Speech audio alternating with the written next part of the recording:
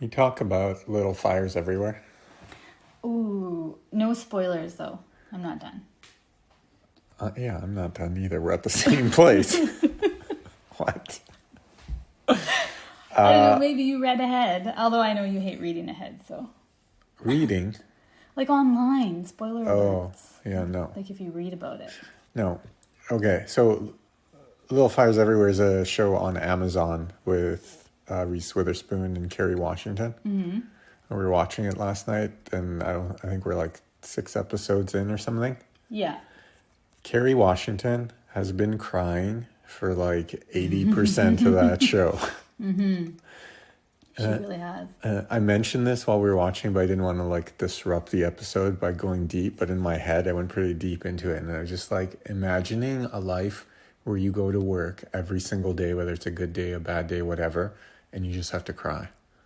Well, not even cry. Like, if any of that content is triggering in any way, you have to like live through it every day. Like, I don't know. Well, that would make the crying easier.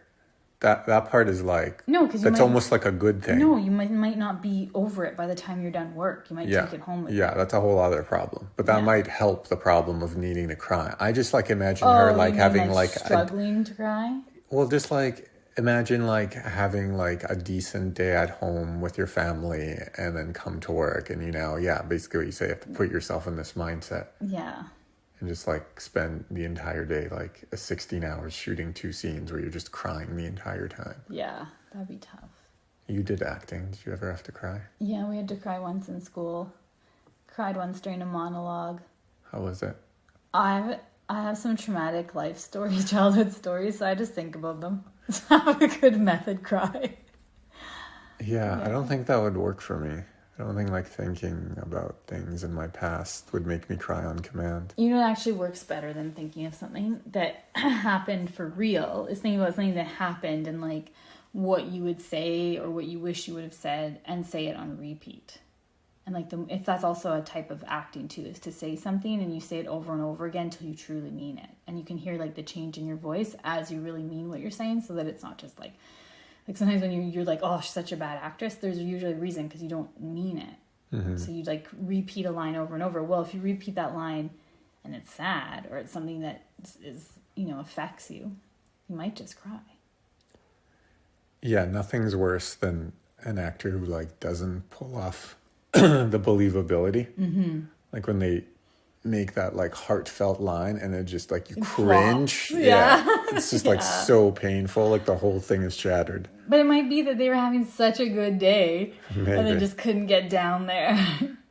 And I think sometimes too, certain content, you have your own guard, right? Like I guess depending on what type of actor you are, how into your craft you are, how deep into it do you get? I think you hear stories about people like even what's his name from Sons of Anarchy, and like by the end he's like driving around on a motorcycle and like feeling a little bit too much like the character. Jax. Yeah. And then it's over. And then you're like, oh. I have not seen him in one thing since that. Yeah, he's been in. I watched him in is like an Arthur. He's in a lot of like period pieces. Yeah, B or C rated movies. Where he just runs around killing people. Hopefully he made his money. I think he has another movie coming out actually. What's his name again? Charlie Hunnam? I have no idea. Like that. I think I seen him in something else, like a preview for something else recently where he's playing like a burglar or something along those. Pretty typecast. He's been pretty typecast. Either period piece hero or... Well, what could you play? He's like a big guy. Like, I don't know what kind of role. I don't really see him as like... romantic comedy or like I feel like he's been a romantic side lead sort of something and something. Boy, we sure aren't having a movie podcast. Yeah, I think I am. You can tell we like pretty much watch there's a certain thing we watch together. I watch lots of different romantic type movies on my own when I get the chance. Okay, click through or swipe. COVID cure is in circulation. Ooh, click through.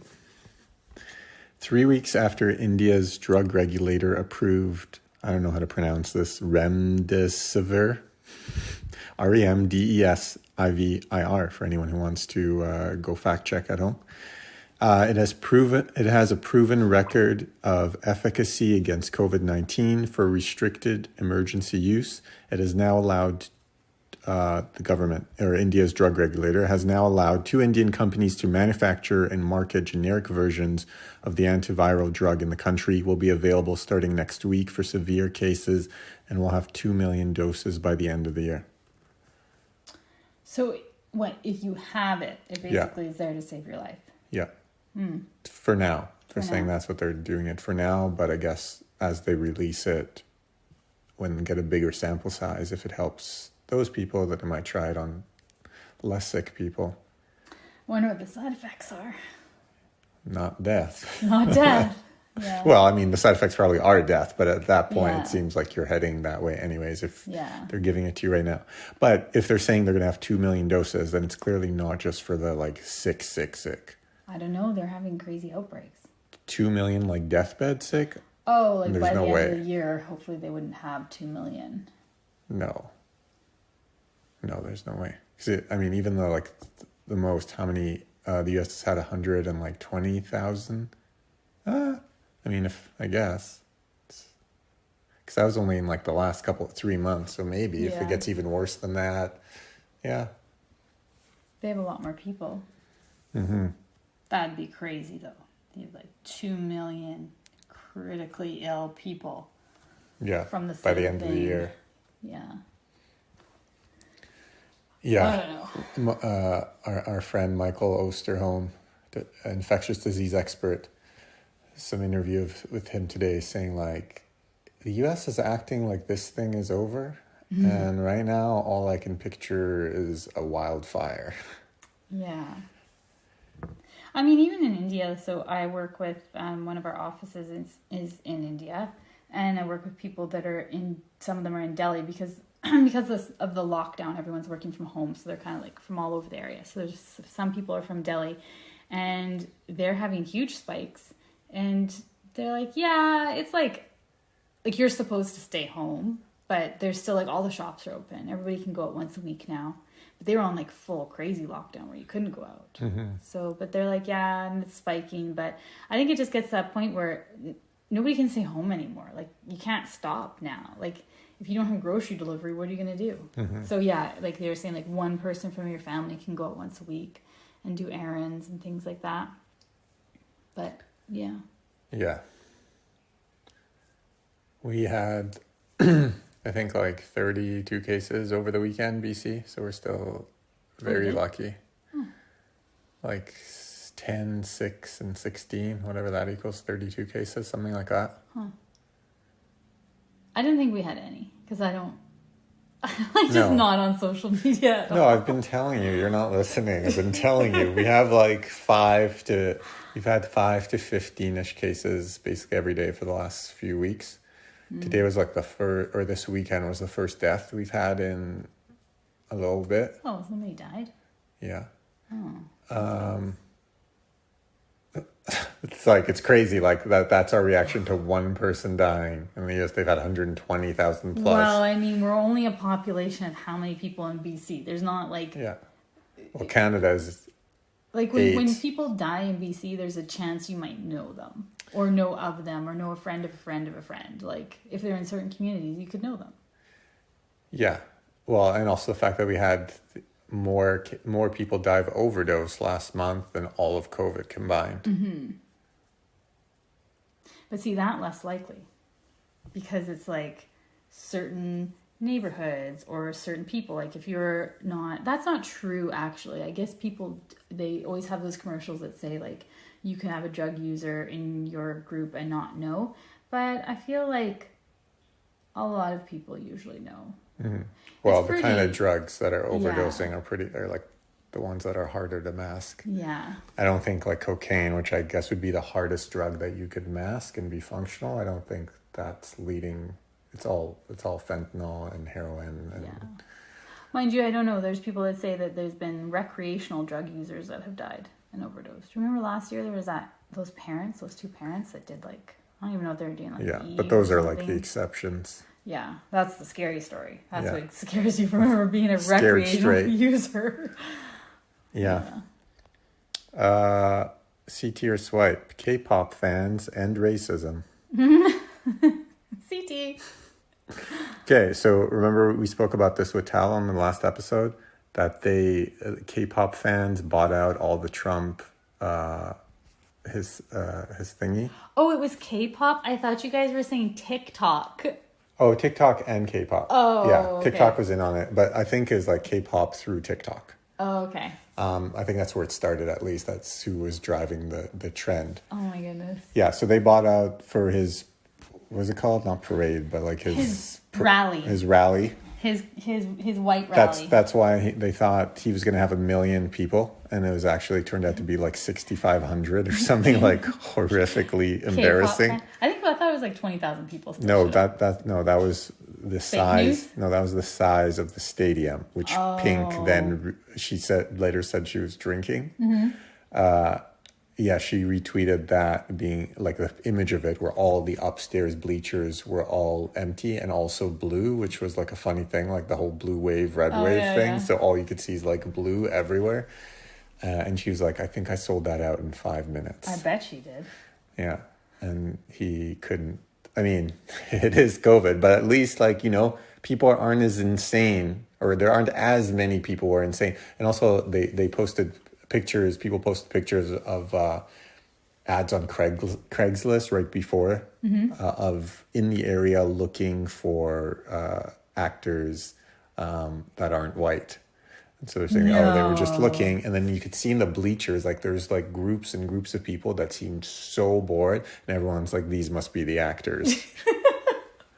So even with that, they still only managed like, I don't know, whatever the official number, 6,000 to 12,000 people. Wow. Okay, it's so heartwarming. Yeah.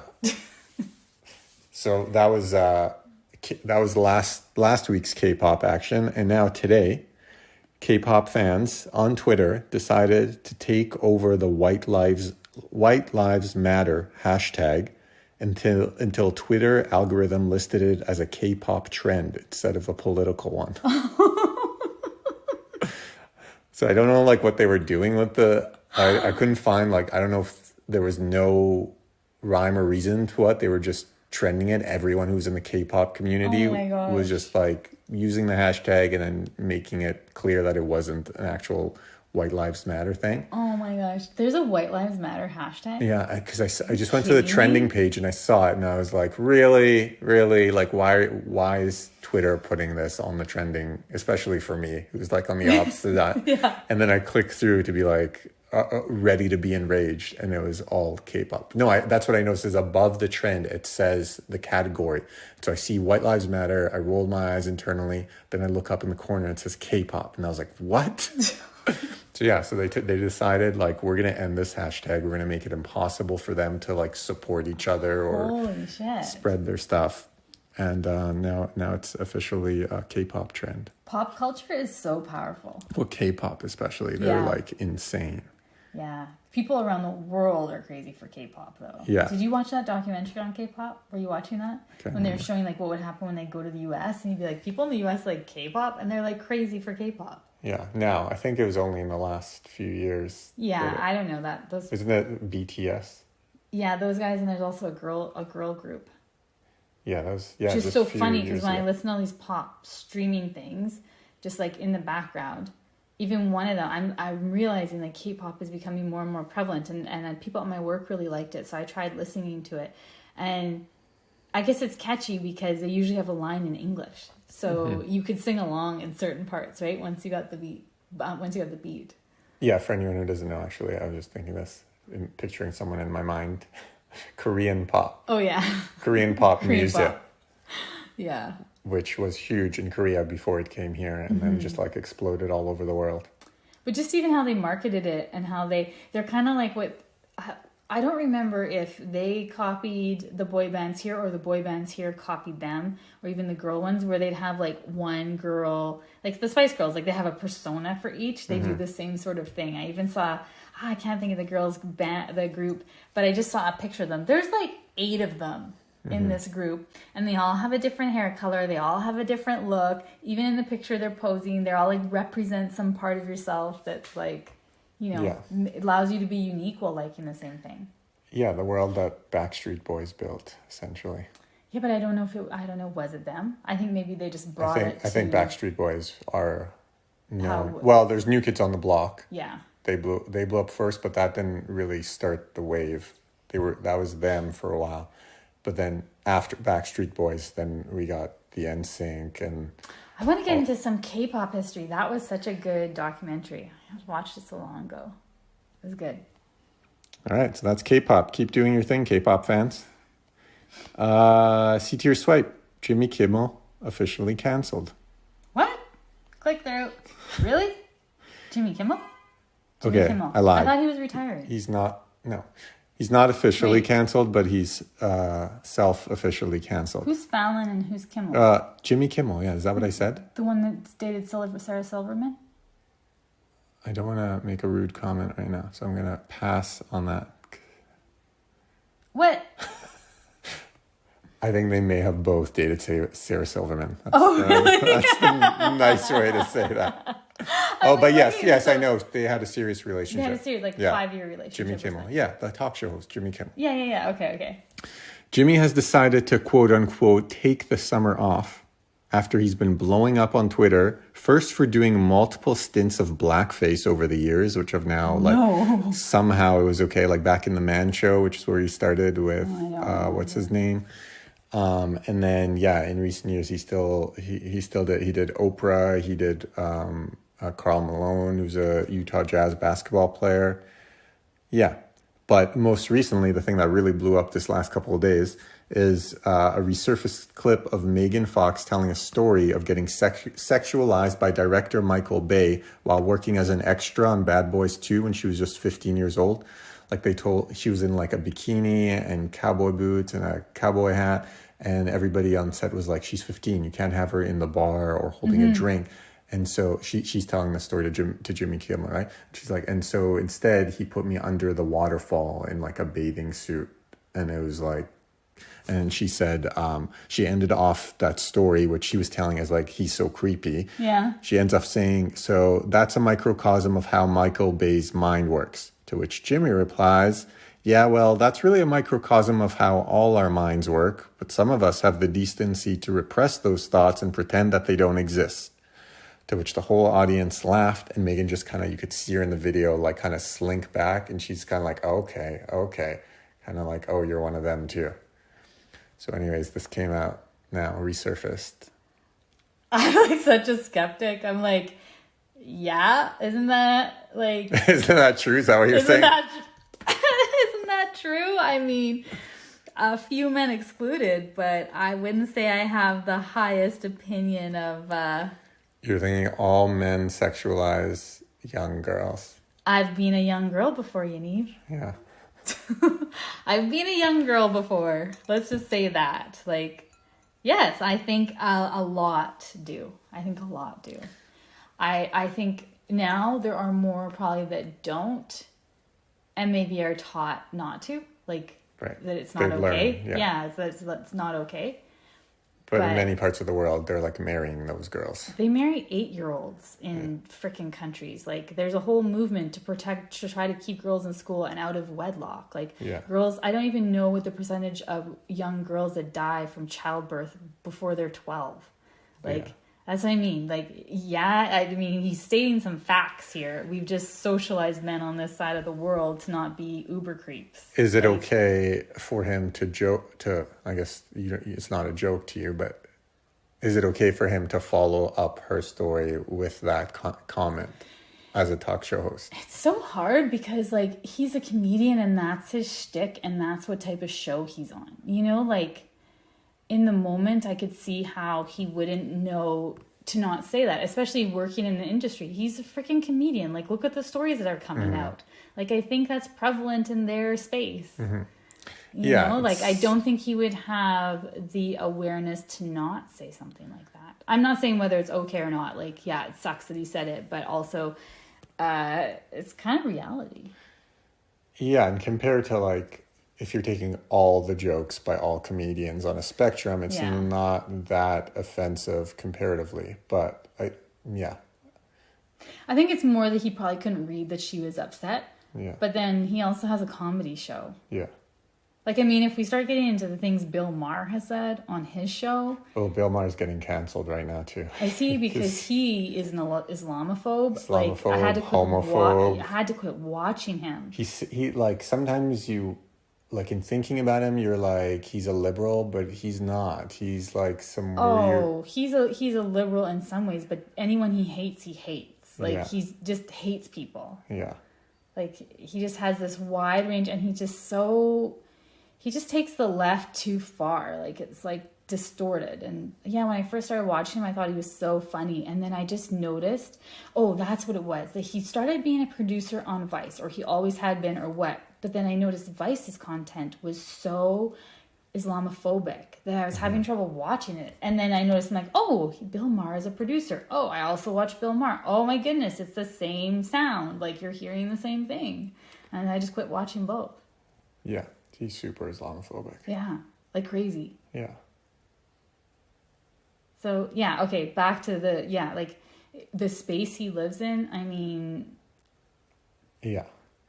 The other thing is, like... The blackface, though. We're in agreement on that. Like, the blackface, that's just unnecessary. I don't know, like...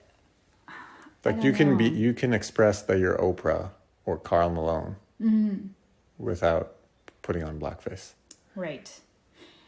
The blackface thing, I think he should take a break. But the other thing, making the joke about all of them, I think that he's more speaking the truth.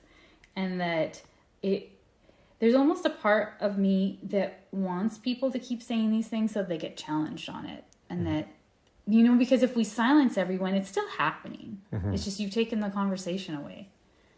Yeah, that's what the right now calls cancel culture. That you say one wrong thing and it's over. Yeah, which isn't quite like, that's the same thing we're trying to say. Like, just because you made a mistake doesn't mean you should go to jail your whole life. Like, like a Harvey Weinstein that's like a serial rapist. Yeah, for sure. Like, he's proven he does it again and again and again. But someone who like said some things in the 90s and they're being brought up now and they don't say those things now, well, you're allowed to have growth and learn. Like, I'm not against that. And I don't mind people getting raked over the coals for saying stupid shit. But the thing is, if people don't say things, then there's no opportunity for people to point out that don't say it. Or maybe we just get to a point where we all just don't say it. Well, isn't that the thing? Isn't it good that, like, let's say now white people know they can't say the N-word when they're singing along to songs. And like it only came up because people were getting canceled. And by the way, I think he said in some of those skits, really? He's the N-word. I think, yeah. I can't remember if this was the same story or another. Yeah. But cancel culture is tough. It's just tough. It's like, I want to be for people like me. If I make a mistake and I fuck up really bad, like, does that mean everyone I know stops talking to me? Like, maybe but your public platform gets taken away. It's not that all your friends. Maybe that's what it is. Like, I wouldn't want to lose my job because I said something that I didn't think through. I think it should be like a 2 strikes and you're out. Yeah. You should get one chance. Depending on what you say. Yeah. Like, you want to put the asterisk in there. Yeah, depending on what you say, because you could just be... There's levels, and then it becomes... Yeah. But when you're doing both, when you're doing like blackface and then you're also saying shit like that, then... Well, comedians have it the hardest because that's always been their job to like say the stuff that nobody else wants to say. Well, and people are laughing. Don't forget. They're saying the whole crowd was laughing. They're saying things that people think are funny, or even if you're laughing along because you're uncomfortable. They. Once I went to a comedy show that I almost walked out of, and the comedian's entire shtick. This is at the Comedy Club downtown Vancouver. His entire shtick was about being like developmentally delayed or not neurotypical or whatever term you want to use now. But basically, I've never heard someone say retarded so many times in one skit and be so offensive, and it was just like disgusting. I was like, are you that out of touch with the world that this? But everybody was laughing. Everybody was laughing, and I was just so disappointed. I'm like, you think the world has changed so much, but when you get out there and people feel comfortable around their friends, it has not. It has not. Outwardly, it has. Yeah. Like, yeah, those people can't go to their job and use that word. Mm-mm. But that's the thing with comedy. Does it give you, like, people joke about the Holocaust in comedy sets, right? So, yeah, I mean, I would hate to be a comedian right now. Because you just... What do you talk about? Well, yeah, you can be a clean comic. There's lots of clean comics, but it's hard to gauge where that line is, especially when you're like freestyling more and making stuff up in like interviews and stuff where your job is to be funny. Everybody's waiting for you to be funny. And it's just like something pops into your head. Yeah. Yeah, I think it would be hard too. But, you know what? At the end of the day, do whatever you want about comedy, but just, you know, don't harass people you work with or make them look at your penis. Yeah.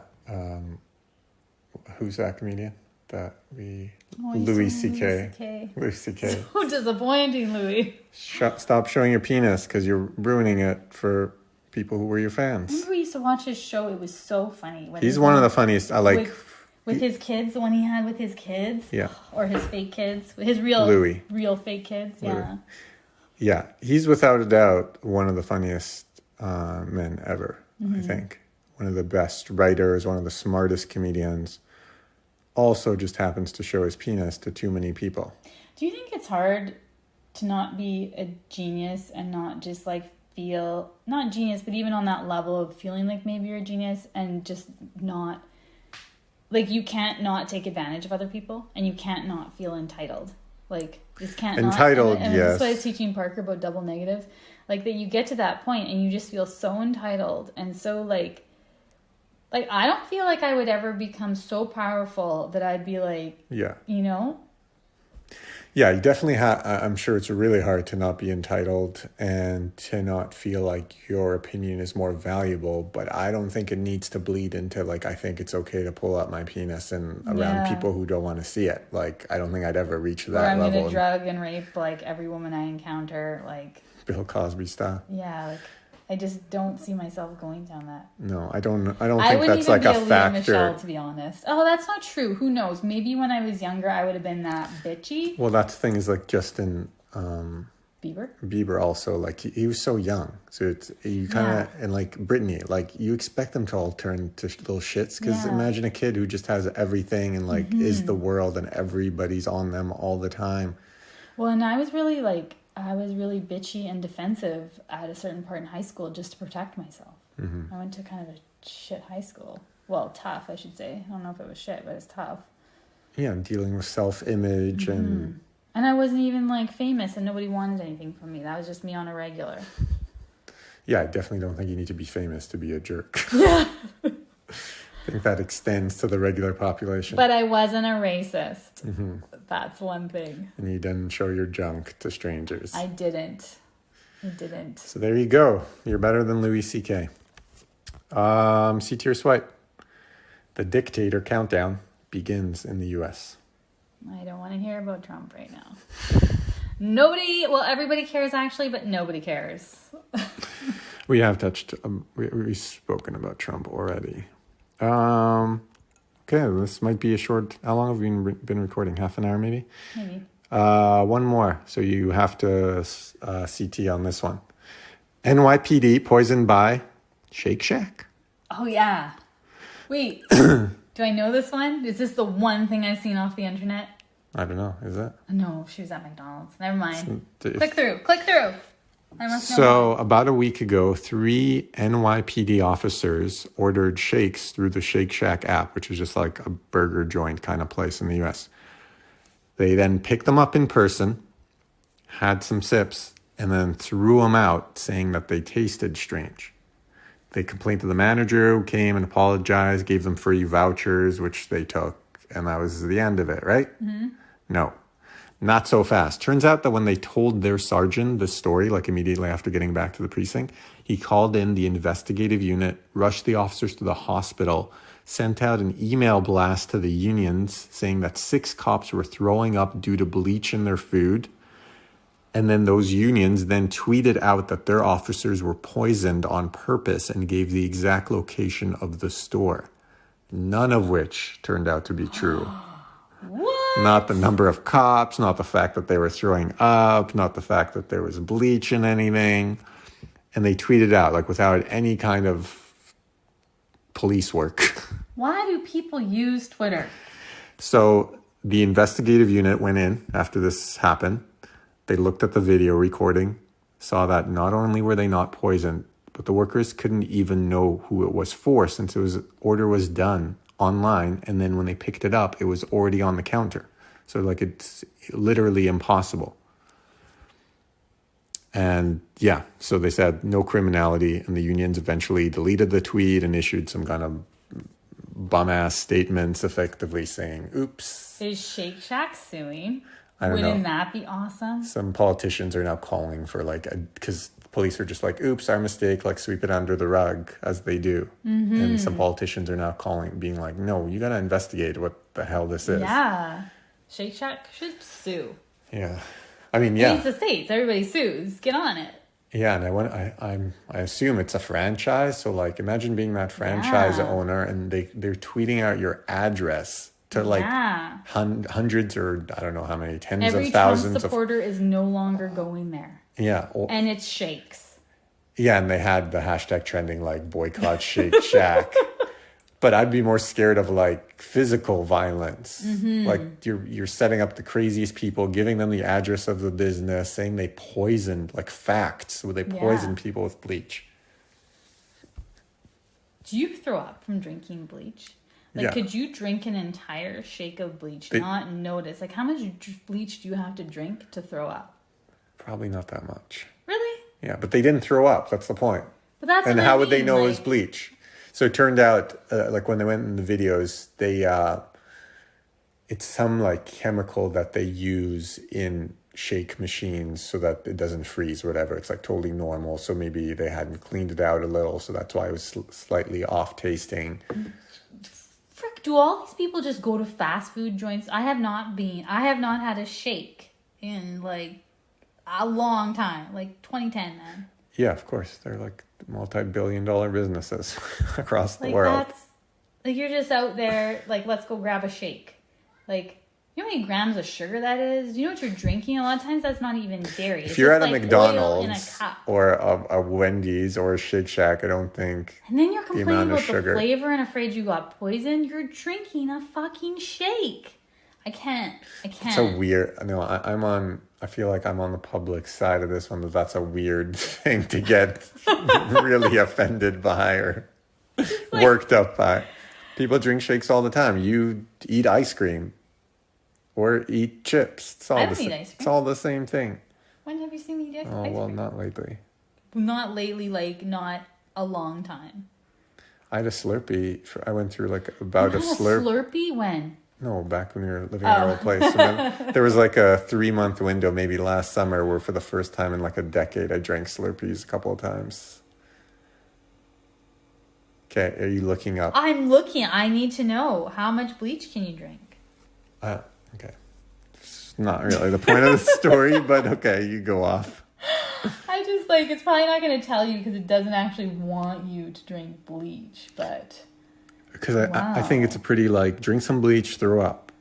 Really? You think you could go drink some bleach right now and not throw up? I mean, I'm not going to try, but I also like bleached all the bathrooms in this house. And did you drink any bleach while you were doing that? I probably like absorbed some. Hashtag science facts. Science facts. This is why I keep having to remind her she's not a doctor. Oh my gosh. Anyways, don't drink bleach, kids.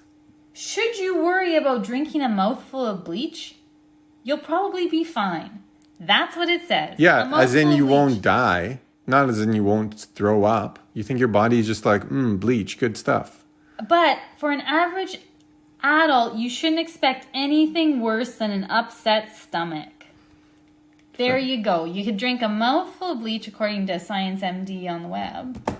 Because somebody probably has. I'm going to call BS on that, but... That's what it said. It's on the internet. It's clearly true. It said probably. Probably, okay? Probably. That's a mouthful of bleach. There is no way you would make it through an entire shake with a mouthful of bleach in it without tasting it. I just bleached these bathrooms. I'll tell you, you can smell it. Yeah, but they said it tasted off. Yeah, so you wouldn't drink the whole thing. So No. they probably had like 3 sips. You could never have... But the thing was that they were trying to poison them. It wasn't that they did poison them and killed them. Yeah, but that's how stupid people are. If someone told me that there's cops throwing up from drinking bleach, I'd be like, who are these dumb cops? How much... See, right away I was like, how much bleach can you drink to make yourself throw up? Like, you would have to be wanting to bleach your mouth or something. Okay, detective, maybe you should join the police force. I'm just saying. Holy, guys. Holy. I would never trust that tweet. Never, ever. So, support Shake Shack in New York. But don't, because you shouldn't drink shakes. Yeah, support them in theory. I don't feel like shakes are that, like, I feel like this is weird how anti-shake you're being right now. Really? I'm as clean living, if not more so than You're you. more clean I'm more than clean me, for sure. And I don't like if I wasn't lactose intolerant, I would drink shakes all the time. Would you? Yeah. Easily. No. It's delicious. If they made like a good shake that was vegan, I would drink that too. Really? Yeah, of course. Why wouldn't you? Like 30 grams of sugar in that. That's like your entire day of sugar in one glass. You eat entire chocolate bars. How many grams of sugar are in those? Like 18. Okay, so it's like that. That's the I big... don't eat the whole thing in one sitting. That's the big difference. It's premium. It's premium chocolate. It's not like I'm eating a like thing of oil on the side with it. You're also cutting often, hairs. That's not the same. What is it? Splitting hairs. Also, often dark chocolate. You know, it's not like I'm drinking. It's like a giant glass of milk if it's made from dairy. Yeah. Okay, I don't think that's that. Agree. Lots of people drink milk. I used to go it's down milk. that path. It's ice cream. It's just having ice cream. I used to go down that path, you know. Yeah, you used to eat. Should I call you out here? When I was pregnant, I definitely went down that path. But I just like to say that then you know. No, I really went down that path when I was pregnant. Okay. No, but after that, I couldn't because you know what happens? I'm not going to talk about what happens to me now if I did something like that. But also, like, you feel so bad. I would never be at work and be like, you know. Do you know how many millions and millions of people drink shakes every day? Like, this is like the most ridiculous argument we've ever had. Oh my gosh, just blows me away. And bleach shakes? I'd be way more on board if we were talking about the fact that they're eating disgusting burgers like at McDonald's and Wendy's and all that crap. That makes way less. The rainforest to have a quick. It makes way less sense knowing what we know about how they make their burgers and the amount of bleach and ammonia and all the chemicals they use and the pink slime and all that. That's the thing. You eat ammonia in your burgers and you're worried about bleach in your shake? Yeah. Like, come on. Come on here. Okay.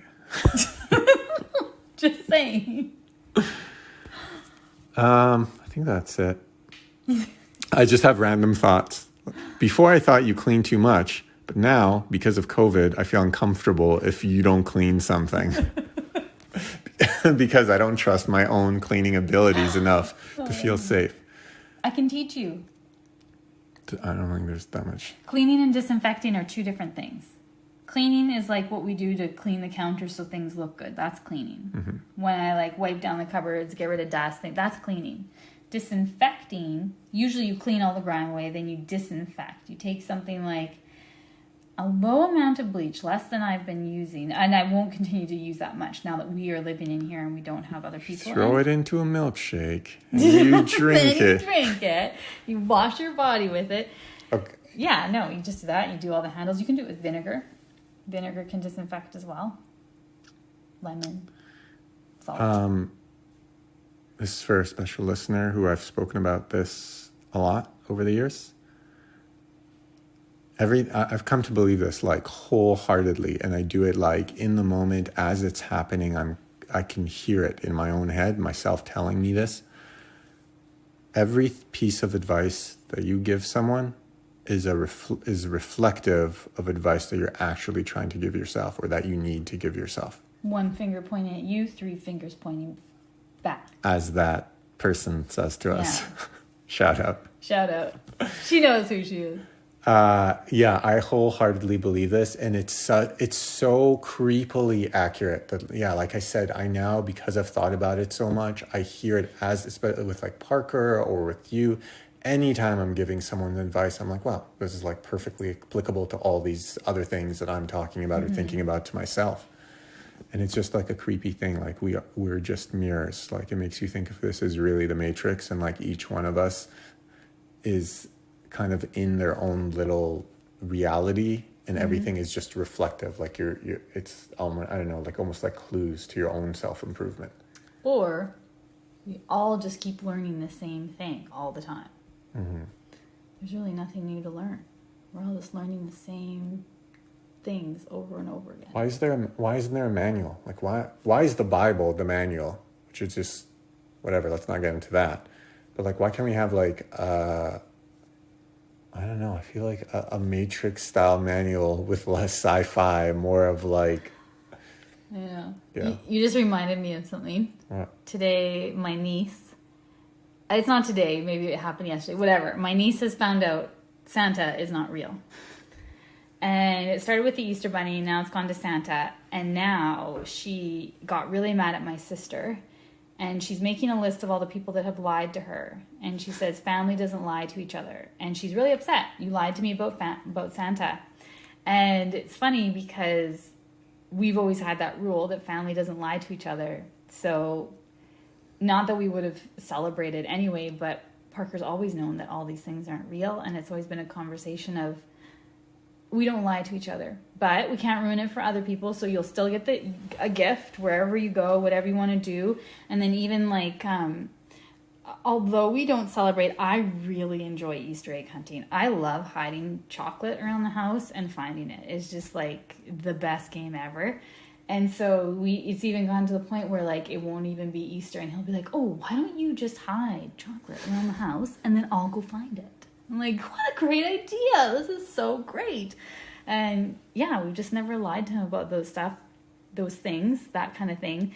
And so it's just funny that she's like writing up a list. But funny thing, because I made the list. I'm on the list, which is very upsetting for me because I'm like, I didn't lie to you. And she's like, but you didn't tell me it wasn't real. I was like, woo! Lying by omission. Lying by omission. I don't want to blame it on my sister and be like, your mom would have killed me. Yeah, I was about to say, blame your mom, kid. We're not allowed. Because that's what we taught Parker early on. It's like, you can know that it's not real, but you're not allowed to tell anybody. That's not your decision. That's their parents' decision. And one time he did, and he got in big trouble. Yeah. He told some kid, oh, that's not, because he's just trying to be smart. Yeah. That's not real. I know. Santa's not real. And we're like, dude, you can't, that is unacceptable. It's not, you're not their parent. But, so he didn't make the list. He made the good person list. Why, he told her? Yeah, he told her. I don't know if he was the catalyst to how she knows it's not real, because they were talking about other kids they've seen and things like that. But he's definitely told her before.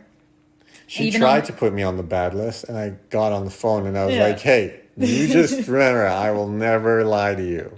Yeah. I will just sometimes have to say I can't answer that, and then I walk away. Yeah. And Bethany, if you're listening, you also made the good list. Because Adela was going through all her family members. And so Bethany is on the good list of people that didn't lie to her. She didn't tell her either. That's the same thing. I know. I guess there's just, maybe I was around too much. There's too many Santa conversations when I was there. And then Parker's funny because the person we're speaking about, Bethany, also has an 18-month-old. And he's like, oh, well, she didn't make the list for sure. I'm like, she couldn't have told her. She doesn't know yet. She's just learning to talk. Like... Anyway. So to recap, don't drink bleach. Tell your kids Santa's not real. But still buy them presents from Santa. That's really fun. I mean, you don't have to. We don't have to go down that road. And listen to K-pop.